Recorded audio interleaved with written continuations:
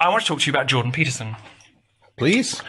I'm enormously pleased for his existence. I'm glad about his existence. I think that it's lovely to see somebody else being successful on territory that we know and love and have and work in ourselves.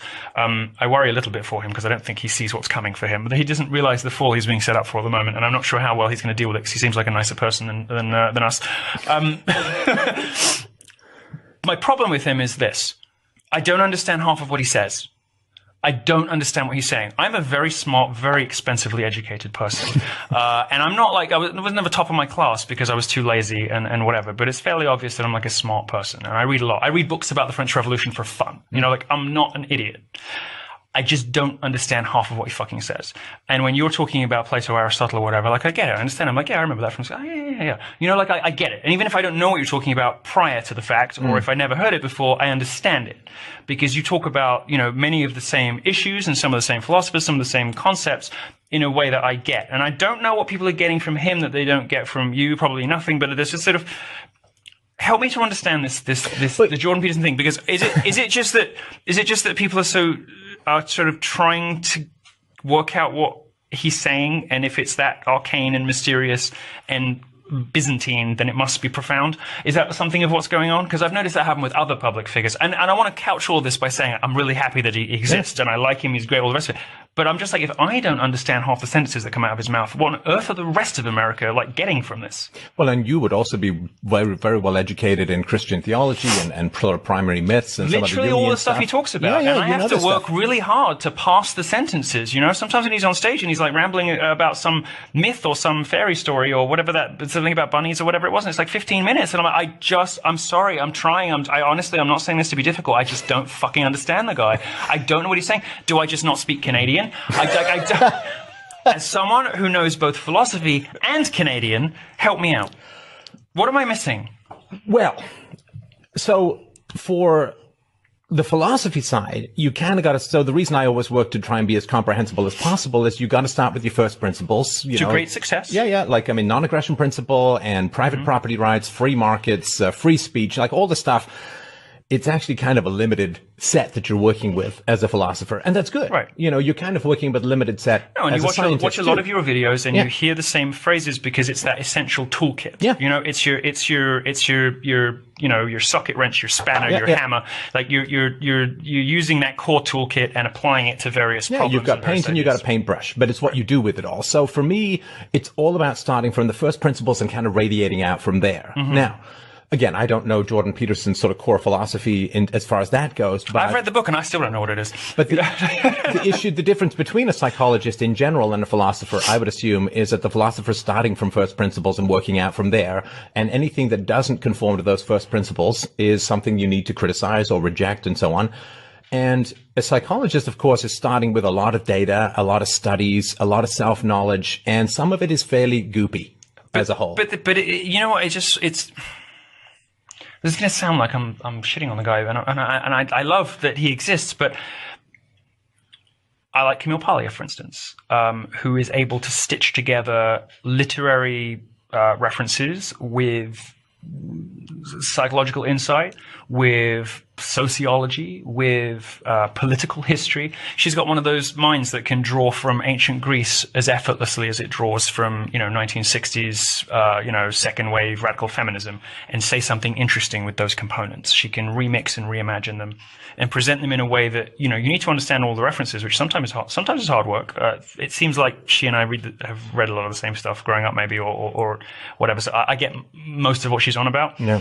And I come away with something. But there are long passages of Jordan Peterson that I just have this sneaking suspicion in the back of my head just don't mean anything. He would be the guy to ask about this. But none of his interviewers ever do. They sort of take it for granted that he's some sort of genius. And I'm like, well, he's obviously very smart and he's echoing many of the things that we all believe in and that we all say. But I get this sense that like everyone's terrified to criticize him because he has, he's the new hot thing and he's the new whatever. And I didn't like it when that was happening to me. I was like, sometimes my talks are shit. Like you should say so. But I really phoned that one in. I'm just telling you. Yeah. So I'm familiar with this because I've been through it myself. But I watch my college talks back and I'm like, I know what I'm talking about. Like it's coherent. Yeah. And I don't always understand what the hell he's saying. Well, I think so. I think the appeal. There are like 10. There are like 10-page stretches where I just don't know what the fuck he's saying. I think that the appeal for a lot of people, and you know, he's got a lot of appeal to young men, and young men who've grown up in particular without a father. They're kind of looking for someone to tell them what to do. Now, I have always, in my conversations with people, resolutely avoided telling people what to do, because the whole point of philosophy is you think for yourself from first principles, and you are empowered to make your own decisions. So not telling people what to do. Psychologists rarely control themselves in that way. Well, it is very tempting. You know, it's 12 rules. It's things that you should do with your life. By necessity, prescriptive. So there is a prescriptive element. Now, there is a thirst for that. And maybe that's a stepping stone to get to really, really thinking for yourself. And I'm not saying he doesn't encourage that, but that's been my sort of thing from the very beginning. Don't tell people what to do. Just give people some ways to think about things. The rules all basically boil down to be nice. I mean, you know, the 12 all basically boil down to be nice, don't they? I mean, you know, he seems to be advocating for a sort of educated kind of compassion. Well, be nice is the whole Christian question, right? Is it an eye for an eye, or is it turn the other cheek, right? And, right. You know, I mean, the be nice seems very muddled. I'm sorry, but you know, it's like sometimes he'll say, like, you know, whether it's Feuerbach or whatever, and I'll be like, yeah, that's what I read. And sometimes he'll throw a name in, I'm like, don't know where that is, but you know, it just seems a bit muddled. Yeah, it's like word salad or something. You know? This question of being nice, so self-contradictory, and like he'll say the opposite thing like 20 pages later, and I don't know whether that's like I don't know whether it's sort of like some kind of unconscious, like, you know, just sort of preternatural genius, you know, idiot savant kind of like stream of consciousness brilliance that maybe I'm just not on the right wavelength for.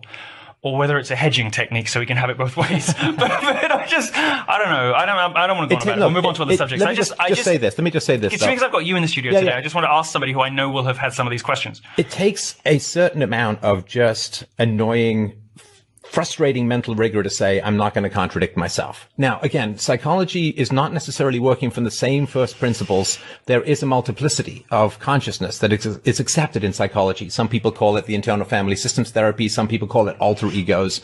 So you can accept that you can have multiple perspectives in psychology, and that's part of your self-knowledge. You know, I both love this person and I don't like this person at the same time. You can have that kind of complexity. How I feel about Jordan Peterson. Philosophy doesn't allow you to do that, though. It's like mathematics. You can't contradict yourself. Yes. So I'm just coming from a different place as far as all that goes. Yeah, I don't know. When he emerges into coherence, I find little to disagree with.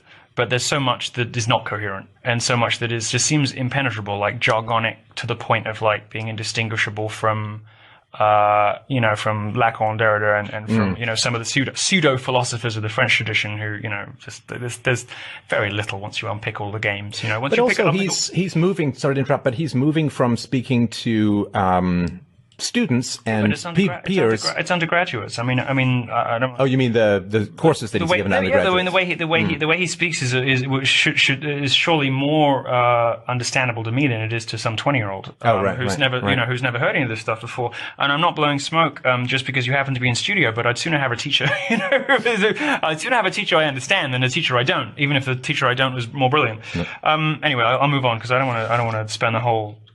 I don't know what I think about this person because I don't understand enough of what he says, and it's unusual for me to be in that situation because I can read, you know, like I can fight my way through, you know, Kant or whatever, and maybe with some notes and references and someone on the phone and get there, you know, like I'm like, oh, okay, and even if 10 minutes later I've sort of forgotten it and I can't remember what I understood when I read it, like I get there, and I just can't get there with him, like I just can't.